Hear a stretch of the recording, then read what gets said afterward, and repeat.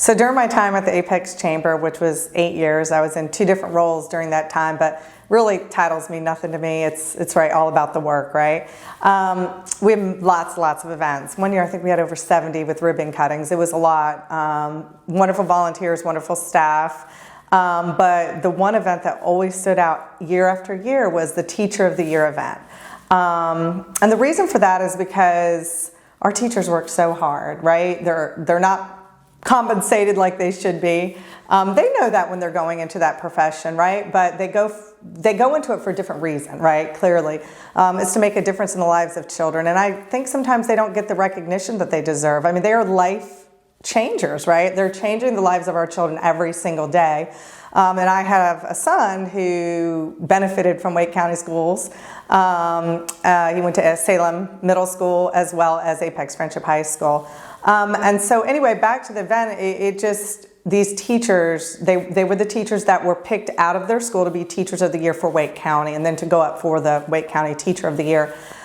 And the smiles on their faces, just being invited to this event, it was, I mean, I can just think about it. Like, it just gives me chills because they were so appreciative and thankful.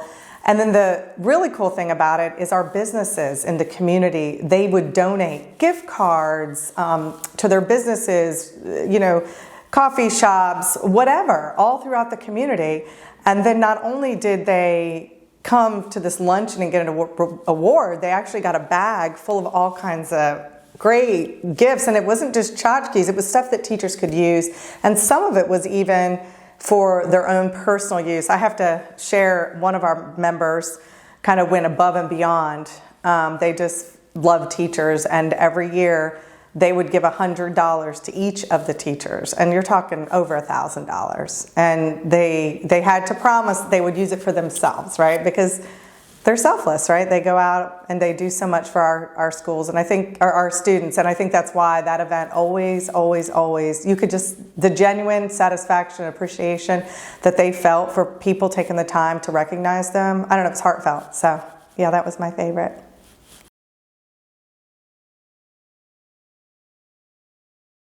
So favorite memory that I have, actually the most important memory that I have of Apex is when I was offered a job at the Apex Chamber.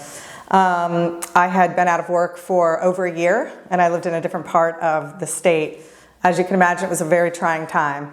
And it was almost like hitting the lottery, if you will. And I didn't know much about Apex. I shopped at Cary all the time, but I drove to Apex one day, and I was like, oh, this is the cutest little town. And it all worked out, and I ended up getting the job and then ended up getting promoted years later to running the chamber. But that is probably my most, or the best memory of Apex, as it affected my life in such a profound way. And not only my life, but my son's life. And to know that your child's in a community that embraces family, and diversity, just all of that was already important to me, but knowing that we actually lived in a community that really believed it and preached it, I would say that that's probably the biggest memory that I have of being in Apex. There's so many important memories of my time in Apex, but one is building a house here.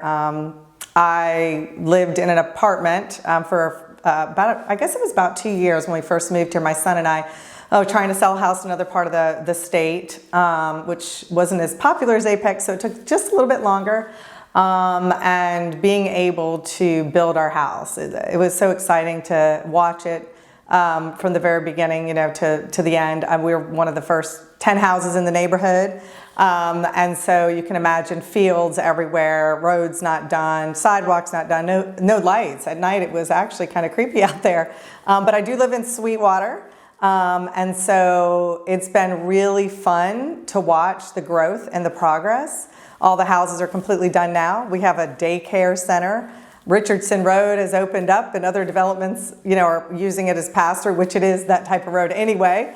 But when I, first moved out there, nobody could use it, right?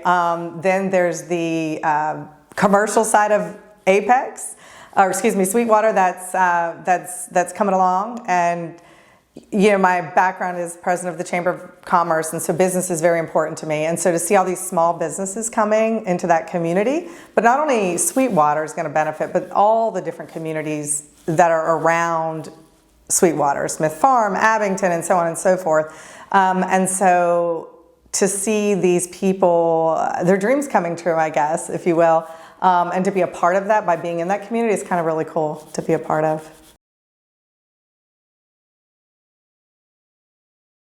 Wow, it's interesting. I am a military brat. So I was born in Kansas. We moved every 2 or 3 years. I lived in England twice, Spain, Florida, Massachusetts, and my parents ended up in Delaware. And so I went to high school in Delaware, but being a military brat, you never feel, well, for me, and I know a couple of my siblings feel this way because of the ages we were when we got to Delaware. Yeah, we went to school there, but it wasn't really home. I mean, yeah, my parents were there, what have you, but I can distinctly remember the time driving home, well, I say home, North Carolina home, from Delaware and crossing the border into North Carolina and was like, oh my gosh, we're almost home. And at that moment, it was since when I moved to Apex, and at that moment it was like, wow, Apex is home. Like I finally have a home. I have, this is where my son lives or grew up, and my son is in college now, and he will tell me, you cannot leave Apex. That is my home, because he knows what it's like to have that stability of a state. I don't want to say I didn't have a stable childhood, because I did, but like just kind of knowing that is my house, this is where we're going to be kind of thing. Where the military, you're moving so much, you don't really know, and you don't typically own your home, right? And so I think for me, that was a pivotal moment that made me realize it was home. But the reason why it made it home, I think just the people, really. The friendships along the way. I worked in Apex, of course, that. I don't know, I just fit, I guess. I just fit. And sometimes you go to places and you don't fit. And I've lived in places like that. But Apex just has everything. They have, a nice community, great schools, a beautiful downtown. Salem Street is awesome. We've got elected officials who care. They want to make this place a better place to live. And I just think, I don't know, I just fit. I don't know if not really one reason in particular, but I think all of it collectively makes Apex home to me.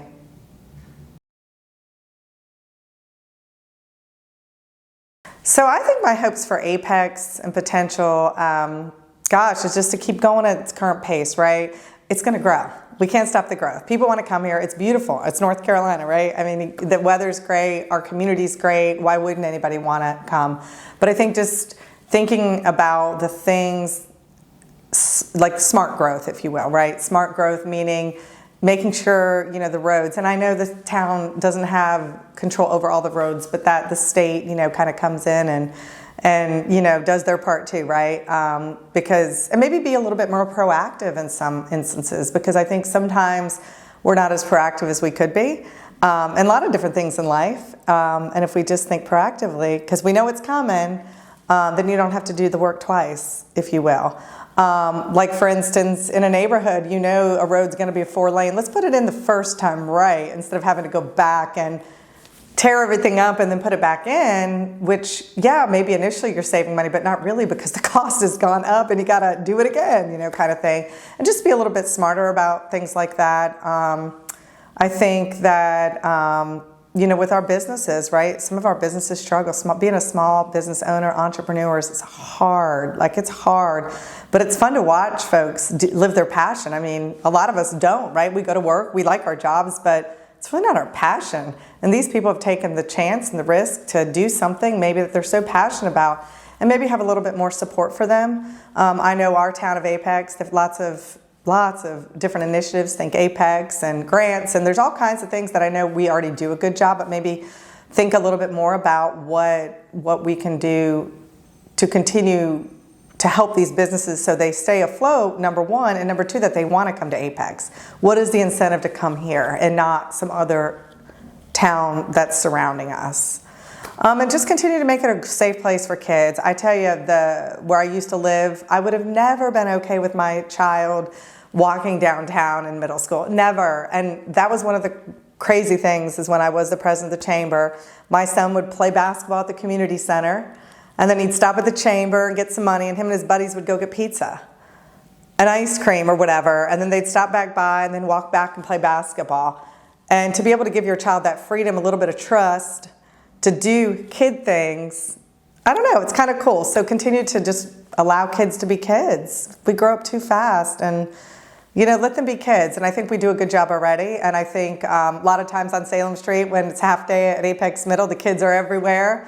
And in some ways, it's kind of refreshing. There can be a lot, but it's kind of cute because we live in a community that they can do that, and parents feel safe to allow that. So I continue to be a safe place to be for our families.